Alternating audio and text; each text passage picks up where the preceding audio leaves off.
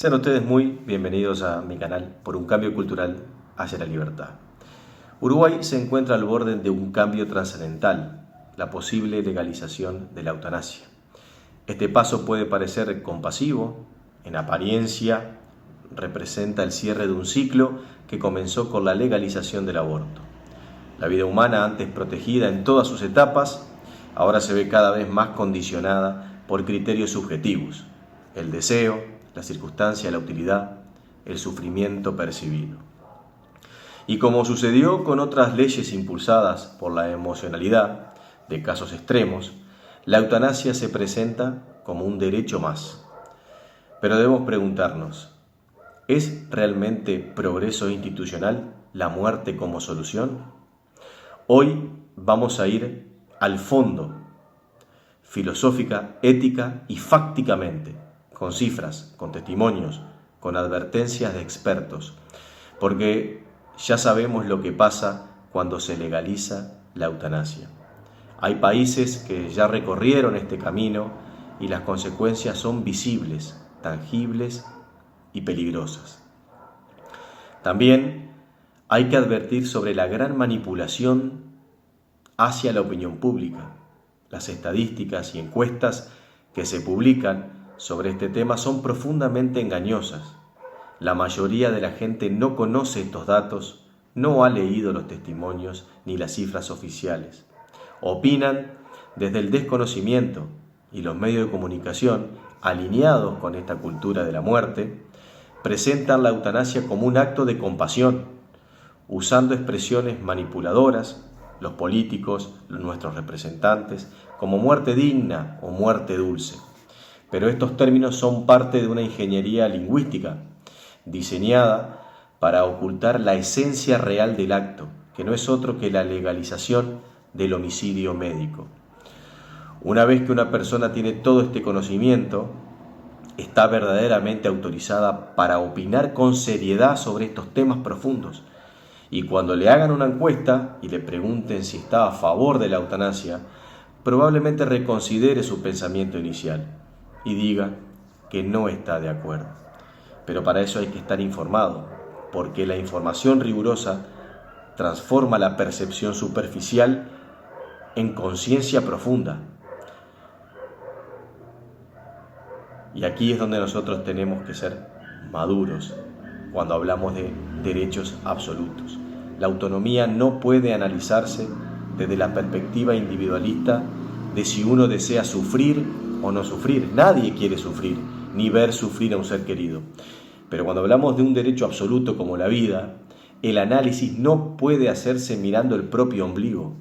No se trata de nuestras circunstancias personales o deseos subjetivos. Se trata de una mirada más elevada, más ética, más racional. Porque cuando relativizamos la vida desde la experiencia personal, abrimos puertas a consecuencias trágicas. Personas inocentes que no querían morir o que podían ser cuidadas o podían vivir más, terminan siendo inducidas o sugeridas a optar por la muerte. Y eso no es autonomía, es abandono maquillado de libertad. En una sociedad tiene que primar el valor de la vida humana, sin importar las circunstancias, porque cuando lo hacemos, incursionamos en el relativismo moral. La vida tiene un valor absoluto. Sin vida no hay libertad, ni salud, ni dignidad. Cualquier intento de relativizarla pone en riesgo el orden moral y jurídico de una sociedad. El pensamiento clásico, desde Aristóteles hasta Santo Tomás de Aquino, entiende que el bien común comienza en la protección del inocente y la vida, incluso en el sufrimiento, conserva un sentido, una dignidad intrínseca. La dignidad de la vida no está en las circunstancias personales ni de una madre ni del sufriente. Además, distintas tradiciones espirituales y religiosas como el cristianismo, el judaísmo, el islam y muchas corrientes orientales sostienen la inviolabilidad de la vida como un don que nos pertenece, no nos pertenece del todo. La vida no es un objeto que se descarta, sino una misión que se cumple. incluso en el dolor. Hoy esa visión se ha erosionado, se impone una filosofía utilitarista, donde la vida se mide por su calidad, no por su existencia. Y así, una sociedad pasa de proteger al vulnerable, acompañarlo, cuidarlo, darle amor, a sugerirle que muera. Y con ello, una de las consecuencias nefastas de la eutanasia es la rotura del juramento hipocrático del médico. Se rompe ese juramento. El médico ha jurado durante más de 2000 años no dañar, no matar y curar siempre. El juramento hipocrático, base de la medicina occidental, establecía claramente la prohibición de administrar sustancias letales, incluso si el paciente la solicita o su familia.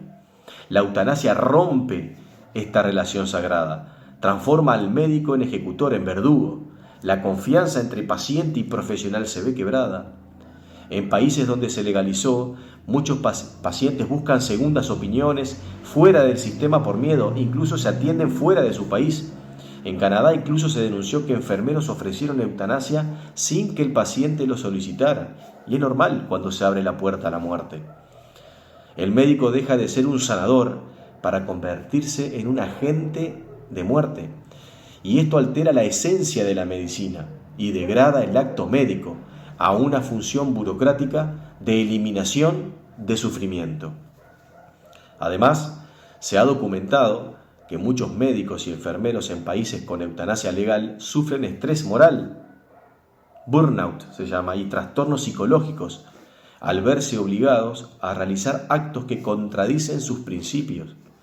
Y esto claramente afecta la calidad del sistema de salud en su totalidad. Este juramento hipocrático de la confianza sagrada entre el paciente y el médico se rompe, y ahora el paciente mira al médico como posible ejecutor. Tenemos datos de los países que han legalizado la eutanasia y la pendiente resbaladiza. En Holanda es legal desde el 2002. En 2006 había 1926 casos. Y en el 2024 casi 10.000. Y más del 5% de todas las muertes del país es por eutanasia hoy en día. Y ya se permite para niños entre 1 y 12 años, bajo ciertos criterios. En 2023 hubo 219 casos por razones psiquiátricas, porque cuando tú perforas la muerte, después el Estado la expande, como hizo con el aborto. En Bélgica es legal desde el 2002. En 2003 había 236 casos. En el 2023, 3.423. Incluye además personas con demencia, depresión y menores a partir del año 2014. El aumento es exponencial.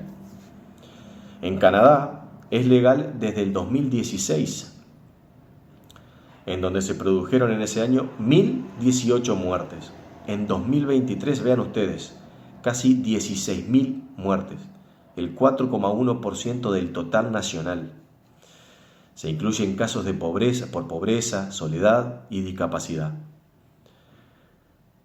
El informe del gobierno estima un ahorro de más de 150 millones de dólares canadienses al año para el sistema de salud, porque terminás siendo un costo. Estos datos muestran lo que se conoce como pendiente resbaladiza. Se inicia con casos excepcionales, terminales, eso es lo que te muestra el político, y termina abarcando a niños, enfermos mentales y vulnerables sociales. Eso es lo que va a pasar en Uruguay, no tengan duda. Además, los mecanismos de control y fiscalización en estos países han sido altamente cuestionados. En muchos casos, los comités de revisión actúan luego de la práctica, con escasa supervisión real y sin consecuencias ante errores. Esto implica un riesgo elevado de abusos o malas prácticas, que puede terminar en la muerte injustificada de pacientes sin una evaluación profunda o con diagnósticos erróneos, lo cual pasó. Es indudable que la eutanasia aumenta exponencialmente una vez que es legalizada. Los casos empíricos de los países que los legalizaron, los pocos países, porque son 6 o 7 de 195, son un experimento a cielo abierto de lo que va a suceder en Uruguay. En Uruguay, el médico se va a transformar en una persona que va a decidir matar en todo momento a la persona. Convertimos a los médicos en semidioses que deciden sobre la vida de nosotros. Y eso no puede ser nunca una solución a un problema. La solución va por otro lado, indudablemente. Cuando hablamos de eutanasia hay que hablar con propiedad. Es necesario hablar desde el conocimiento profundo de estos temas. No podemos pensar solamente en nosotros, en ser egoístas y decir yo no quiero sufrir y quiero que me maten. O no quiero ver sufrir a un familiar que a nadie le gusta, lógicamente. ¿Quién va a querer el sufrimiento de un familiar? Por favor, no se trata de eso. Se trata de que la solución a ese sufrimiento no es la eutanasia, es cuidados paliativos. Porque una vez que ustedes hacen ingresar a la eutanasia, incurrimos, como dije, en lo que se llama la pendiente resbaladiza. Y los casos van a ser exponenciales, van a aumentar sin dudar, como ha sido con el aborto, que tenemos récord de abortos en el año 2024, y desde que se aprobó, cientos de miles de uruguayos que no nacieron y los mataron en el vientre ajeno de la madre. Tenemos testimonios de personas que estaban a favor, profesionales prestigiosos, que se arrepintieron. Theo Boer, ético holandés, fue parte del Comité de Evaluación de Eutanasia de Holanda durante 9 años. Apoyó la legalización, pero hoy es uno de sus críticos más fuertes. Él declaró: la eutanasia se ha convertido en un modo predeterminado de morir. El modelo que ayudé a construir se salió de control. Exactamente porque es eso lo que sucede. La eutanasia, manejada y administrada por la burocracia y los seres humanos, se sale de control. Y él, este profesional, estuvo en Uruguay dando conferencias, pero sus advertencias han sido ignoradas por los políticos, por quienes impulsan esta ley.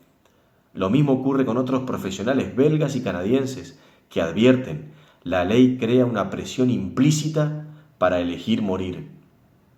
Otro referente podemos mencionar es Kevin Yuill, historiador británico y fundador de Humanists Against Assisted Suicide and Euthanasia, quien sostiene que la legalización de la eutanasia compromete profundamente la dignidad humana y daña la estructura moral de la sociedad. Yuill ha argumentado que cuando la muerte se vuelve una solución institucionalizada, las personas vulnerables pierden protección real y concreta. También el doctor Leonardo Rodríguez Zoya, médico paliativista argentino, ha afirmado en numerosas conferencias que la verdadera alternativa a la eutanasia son los cuidados paliativos integrales, bien financiados y accesibles.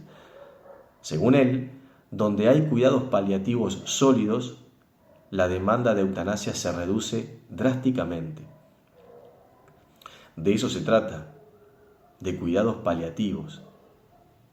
Existen experiencias exitosas, como el caso de Italia, donde se ha legalizado la eutanasia y se ha optado por fortalecer, no se ha legalizado la eutanasia, pero se ha, sin embargo, optado por fortalecer las unidades de cuidados paliativos en los hospitales públicos. Y otro ejemplo es Polonia, que ha rechazado reiteradamente la legalización, optando por una cultura médica de acompañamiento y contención, es decir, la cultura de la vida. De eso se trata la vida. El sufrimiento es parte de la vida y aprendemos de él. Estas voces no solo ofrecen una crítica, sino una alternativa, una visión positiva, humanista y compasiva de cómo podemos enfrentar el final de la vida sin caer en la cultura del descarte. Esto tiene que ser un aprendizaje para todos nosotros. Estos profesionales han tratado miles y miles de ejemplos de eutanasias, miles, y muchos en un principio estuvieron de acuerdo con legalizar la eutanasia y se dieron cuenta de su error y se dieron cuenta en qué se convirtió. Pero, ¿qué otros efectos invisibles que la gente cuando opina no se da cuenta? La primera, que es un poco ya lo hablamos, es la desconfianza médica. Cuando el médico está legalmente habilitado a ofrecer o ejecutar la eutanasia, a matar, el paciente inevitablemente empieza a desconfiar. Lo que antes era una relación de protección y cuidado se convierte en una relación de incertidumbre. Muchos pacientes, especialmente ancianos o con enfermedades crónicas, comienzan a temer que el médico en el que él debía confiar le sugiera morir como una salida válida. Y mucha gente no quiere morir. Y esto debilita el vínculo de confianza, base de toda relación terapéutica. ¿Qué otro efecto vemos, además de lo ya hablado? La pobreza como criterio de muerte. En Canadá se han documentado casos donde personas optaron por la eutanasia porque no podían costear una vivienda digna o acceder a tratamientos básicos. Esta situación convierte a la eutanasia en una respuesta social al fracaso del Estado. Se sustituye la obligación de garantizar condiciones mínimas de vida por la opción económica de terminarla. La muerte termina siendo un ahorro del sistema sanitario y por eso la van a recomendar. Otro efecto terrible, los conflictos familiares. La decisión de recurrir a la eutanasia no solo afecta al paciente, divide a los seres queridos. Algunos miembros de la familia pueden no estar de acuerdo con eso.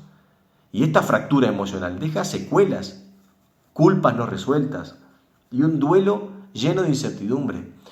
Es una carga psicológica y espiritual que muchas veces no se supera y rompe los vínculos familiares. Porque ¿cómo se sobrelleva estar de acuerdo a la eutanasia y el otro no? Otra de las consecuencias terribles es que no se invierte en cuidados paliativos, porque la eutanasia pasa a ser la primera opción. Es más barata. ¿Para qué destinar recursos a acompañar y aliviar el dolor si existe esta alternativa que es mucho más barata? Y esto genera un círculo vicioso. Menos inversión en paliativos, más sufrimiento, más pedidos de eutanasia. Lógicamente, es inevitable, pero muchas veces ese motivo es la falta de inversión en cuidados paliativos. Otro efecto que es con las personas con discapacidades o enfermedades crónicas se convierten en un sector vulnerable a las sugerencias de muertes asistidas. Están presionados, no por voluntad propia, sino por esta presión social y médica que insinúa que su vida es menos valiosa y es costosa, y en lugar de integrarlos se los invita a salir. Otro punto importante es lo que se llama la ventana de Overton. Lo que al principio era impensable, matar a un menor, a un niño, a un depresivo o a un discapacitado, se vuelve gradualmente aceptable. La sociedad, mediante un proceso de normalización, empieza a justificar actos cada vez más extremos como parte de una supuesta compasión. Esto transforma el marco ético de todo un país. Y esto lo hemos visto en el aborto, lo hemos visto en los anticonceptivos, en el fomento, lo hemos visto en la ideología de género. Otro es el impacto en el personal de salud, médicos, enfermeros, psicólogos. Se ven obligados a participar en procedimientos que muchos, como dije, se consideran moralmente inaceptables. Y esto genera un tremendo estrés, una deshumanización y abandono de la profesión por parte de profesionales valiosos. Un sistema de salud que obliga a matar no es compatible con una medicina humanista. Entonces, cerramos con el tema de que el paciente ya no sabe si el profesional quiere curarlo o matarlo. ¿Y qué cosa más grave que eso? ¿Qué cosa más importante desde el punto de vista cuando elevamos la mira al analizar esto? Es este tema, ¿no? Francamente, uno ve las consecuencias terribles cuando mira estos derechos absolutos y realmente no se pueden nunca analizar desde mi óptica, desde mi ombligo, desde mi lupa, porque hay muchísimas cosas más en juego. Y cuando analizamos estos temas es importante tenerlo en cuenta, porque la eutanasia no es compasión, es abandono institucionalizado, no es libertad, es presión disfrazada de elección. Y esto por supuesto que no es progreso, es un retroceso civilizatorio que te lo venden como un derecho. El Estado, que no puede garantizarte tratamientos o una buena calidad de vida, sí te garantiza que puede matarte rápido. En eso es efectivísimo. Y eso es la eutanasia. Frente a esto hay otra vía, que es la que hablé, que son los cuidados paliativos. Una atención médica integral que alivie el dolor, que apueste a la vida, que acompañe, que dé consuelo físico, emocional y espiritual. Se trata de una medicina que no elimina al paciente para quitar el dolor, sino que se queda con él y lo humaniza. El sufrimiento, gente, aunque doloroso y nadie lo quiere, también es parte de la vida. Debemos aprender a convivir con él y muchas veces humaniza. ¿Por qué? Porque permite reconciliarse, pedir perdón, cerrar heridas emocionales, restaurar vínculos. No es algo que se debe romantizar, pero tampoco eliminar sin más. Porque al eliminar el sufrimiento también se puede eliminar la posibilidad de un cierre humano y pleno de la vida. Uno puede sufrir, pero puede irse en paz, con los vínculos recompuestos. Y eso es parte también del sufrimiento. Yo no me puedo quedar callado ante esto. Por eso, por todo esto que sé, le digo no a la eutanasia en el Uruguay. Sí a una medicina que acompaña, a una sociedad que cuida y a un Estado que brinda las condiciones y protege. Si este podcast te hizo reflexionar, compartilo, hablalo, levanta la voz, escribe a tus representantes, participa en el debate, porque la vida de muchos está en juego. Así que te dejo con este pensamiento y espero que después de todos estos fundamentos que te he dado en contra de la eutanasia, por lo menos te haga reflexionar. Dile no a la cultura de la muerte, dile sí a la cultura de la vida. Que Dios te bendiga y nos vemos en el próximo episodio. Viva la libertad, viva la vida y los cuidados paliativos.